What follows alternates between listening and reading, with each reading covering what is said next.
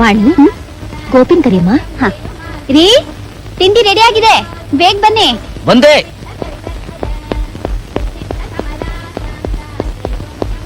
ನಮಸ್ಕಾರ ದಣಿ. ನಮಸ್ಕಾರ. ಓಹೋ, ಏನ್ ಎಲ್ರು ಬಂದ್ಬಿಟ್ಟಿದ್ದೀರಾ? ಏನೋನಪ್ಪ? ಇವತ್ತು ನನ್ ಮಗನ್ ಮದ್ವೆ ಇದೆ, ಅದಕ್ಕೆ ಕರ್ಕೊಂಡೋಗೋಣ ಅಂತ ಬಂದೆ. ಹೌದಾ? ಆದ್ರೆ ನನ್ ಮಗ ಪುರೋಹಿತರು ಮಂತ್ರಕ್ಕಿಂತ ದಣಿಯವರ ಆಶೀರ್ವಾದನೆ ಮುಖ್ಯ, ಅವ್ರು ಬರೋವರೆಗೂ ನಾನ್ ತಾಳಿ ಕಟ್ಟಕ್ಕಿಲ್ಲ ಅಂತ ಹಠ ಮಾಡ್ಬಿಟ್ಟವನೆ ದಣಿ. 9 ಗಂಟೆಗೆ ಮುಹೂರ್ತ. ಅರೆ, ಟೈಮ್ ಆಗೋಯ್ತಲ್ಲ. ಬನ್ನಿ ಬನ್ನಿ ಹೋಗೋಣ. ಏನ್ರಿ, ತಿಂಡಿ ತಿನ್ಕೊಂಡು ಹೋಗಿರಂತೆ, ಬನ್ನಿ. ದಣಿ, 9 ಗಂಟೆಗೆ ಮುಹೂರ್ತ. ವಾಣಿ, ಮುಹೂರ್ತ ಮುಗಿಸ್ಕೊಂಡು ಬೇಗ ಬಂದ್ಬಿಡ್ತೀನಿ. ನೀನು ಅಮ್ಮ ಮಾಡಿ. ಬನ್ನಿ. ಅತ್ತೆ, ಇವ್ರು ಯಾವಾಗ್ಲೂ ಹೀಗೇನಾ? ಹೌದಮ್ಮ, ಜನಗಳ ಪ್ರೀತಿ ಕರೆ ಬಂದ್ರೆ ಸಾಕು, ಅವನಿಗೆ ಊಟ ತಿಂಡಿ ಹೊತ್ತು ಗೊತ್ತು ಏನೂ ಗೊತ್ತಾಗೋಲ್ಲ, ಹೋಗ್ತಾನೆ ಇರ್ತಾನೆ. ನೀನ್ ಯಾಕೆ ಬೇಜಾರ್ ಮಾಡ್ಕೊಳ್ತೀಯ? ಬಾ, ತಿಂಡಿ ತಿನ್ನೋಣಪ್ಪ. ಏನೋ ದೊಡ್ಡದಾಗಿ ಕಿಸ್ತು ಬಿಡ್ತೀನಿ ಅಂತ ಹೋಗಿ ಕದ್ದು ಓಡಾಡಿಸ್ಕೊಂಡಿದ್ದ ಟೆಂಪೋನ ಲೈಸೆನ್ಸ್ ತಗೊಂಡು ಓಡ್ಸಂಗ್ ಮಾಡ್ಕೊಂಡ್ಬಿಟ್ಟಿಯಲ್ಲ, ಆತರ ಕೊಟ್ಟವನೆ. ಅಣ್ಣ ಸುಮ್ಮನಿರಣ್ಣ, ಉರಿತಾ ಇರೋ ಬೆಂಕಿಗೆ ನೀನ್ ಬೇರೆ ತುಪ್ಪ ಹಾಕ್ಬೇಡ. ಎಲ್ಲಿಗೆ ಹೋಗ್ತಿದ್ದೀರಾ? ಹಟ್ಟಿಲಿರೋ ಪುಟ್ಟಿ ಮನೆಗೆ. ನಾನೇನೇ ತಪ್ಪು ಮಾಡಿದ್ರು ದಯವಿಟ್ಟು ನನ್ನ ಕ್ಷಮಿಸ್ಬಿಡ್ರಿ.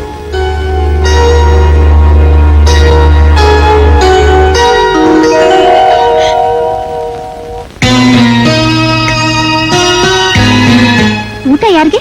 ದಣಿಯವ್ರಿಗೆ. ಯಾಕೆ? ಅವ್ರ ಊಟಕ್ಕೆ ಮನೆಗ್ ಬರೋದಿಲ್ವಾ? ಅವನೆಲ್ಲಿ ಬರ್ತಾನಮ್ಮ? ಮತ್ತೆ ಅವ್ರು ಬರ್ತಾರೆ ಅಂತ ನಾನ್ ಕಾಯ್ತಾ ಇದ್ದೀನಲ್ಲ ಅತ್ತೆ. ಬೆಳಿಗ್ಗೆ ಮನೆ ಬಿಟ್ಟು ಹೋದ್ರೆ ಕೆಲಸ ಮಾಡ್ತಾ ತೋಟದಲ್ಲೇ ಇದ್ಬಿಡ್ತಾನೆ. ಇನ್ ಸಂಜೆನೆ ಬರೋದು. ಸಂಜೆಗ? ಮದುವೆ ಆದ್ಮೇಲಾದ್ರೂ ದಾರಿ ಬರ್ತಾನೆ ಅನ್ಕೊಂಡೆ.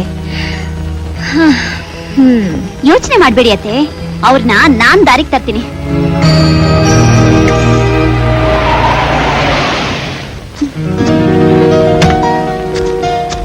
ವಾಣಿ, ನೀನು ಊಟ ತಂದಿದ್ ನೋಡಿ ಆಶ್ಚರ್ಯ ಆಗ್ತಾ ಇದೆಯಾ?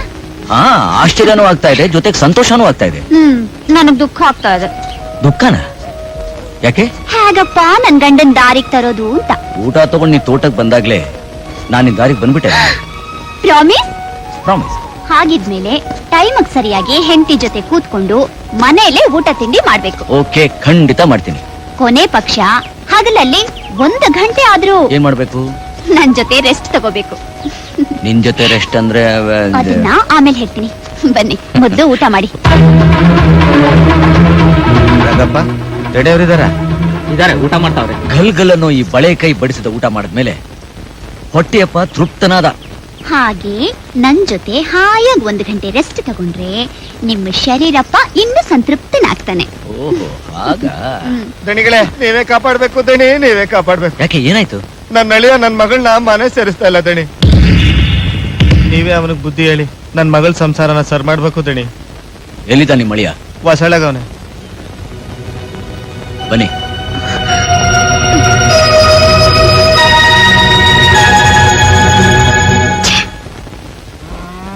ಹೌದು ದಣಿ, ಹೆರಿಗೆಗೆ ತವ್ರ ಮನೆಗೆ ಹೋಗ್ಬಾರ್ದು ನೀನು ಅಂತ ಹೇಳಿದ್ದು ನಿಜ. ನಾನು ಅವ್ರ ಮಾತು ಮೀರೋಗಿದ್ದು ನಿಜ ದಣಿ. ನೀನ್ ಹೋದ್ರೆ ಕರೆಯಕ್ ಬರಕ್ಕಿಲ್ಲ ಅಂದೆ. ನೀನ್ ಕರೆಯವರೆಗೂ ನಾನ್ ಬರಲ್ಲ ಅಂದೆ. ಕೊನೆಗೇನಾಯ್ತು? ನೀನಾಗೆ ಬಂದೆ. ಎಷ್ಟೇ ಆದ್ರೂ ನಾನ್ ಗಂಡ ಅಲ್ವಾ ದಣಿ? ಇದೇ ಪ್ರೀತಿ ಗೌರವನ ಅವತ್ತೇ ನಿನ್ ಗಂಡನ ಮೇಲೆ ತೋರಿಸಿದ್ರೆ ಅವನ್ ಇನ್ನೂ ಸಂತೋಷ ಪಡ್ತಿದ್ದ. ನೋಡಮ್ಮ, ಯಾವ ಗಂಡ ಹೆಂಡತಿನ ತುಂಬಾ ಹೆಚ್ಚಾಗಿ ಪ್ರೀತಿಸ್ತಾನೋ ಅವನು ತವ್ರ ಮನೆಗೆ ಹೆಂಡತಿನ ಕಳ್ಸಕ್ ಇಷ್ಟಪಡಲ್ಲ. ಇಷ್ಟೇ ವಿಷಯ. ಇರೋಣ, ನಿನ್ ಹೆಂಡತಿನೂ ತುಂಬಾ ಒಳ್ಳೆಯವಳೆ. ಆಗಿದ್ದಾಗೋಯ್ತು, ಇನ್ಮೇಲಾದ್ರೂ ಗಂಡ ಹೆಂಡತಿ ಸಂತೋಷವಾಗಿರಿ.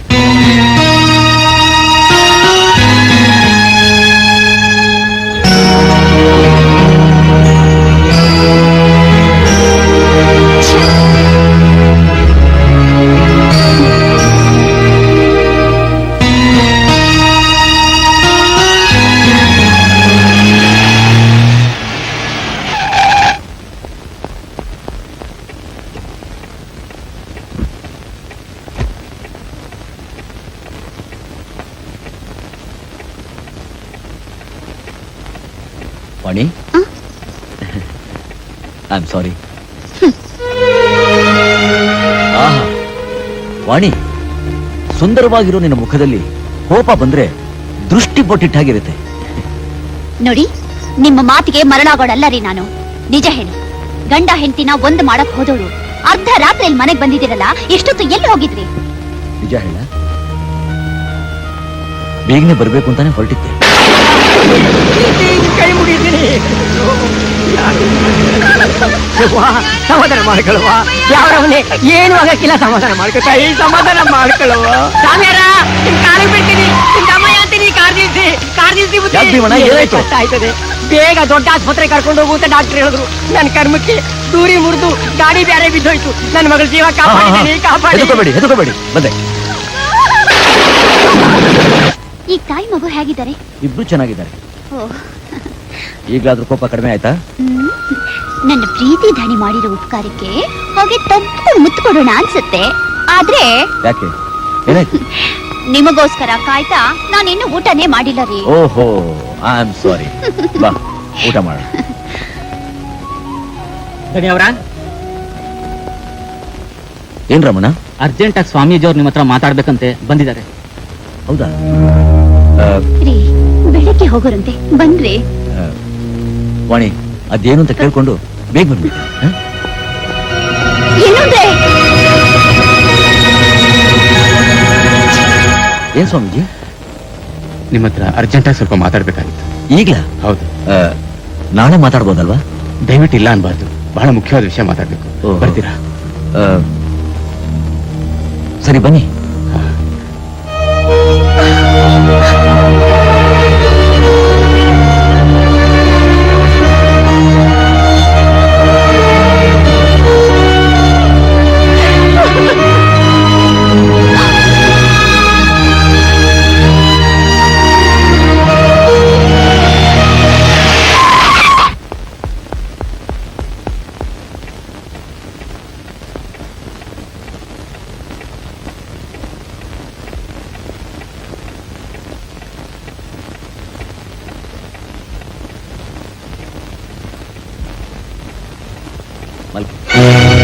Don't touch me.